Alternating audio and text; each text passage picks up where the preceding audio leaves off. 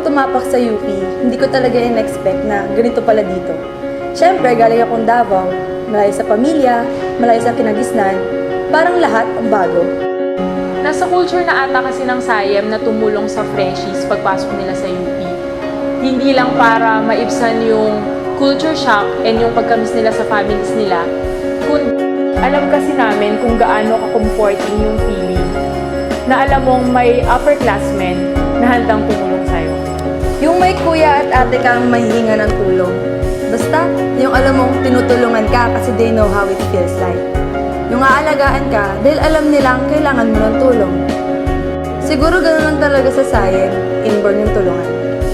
Yung times na ikaw yung itatext nila pag naliligaw na sila sa UP or hindi na nila alam yung gagawin nila, sobrang sarap sa pakiramdam na makatulong.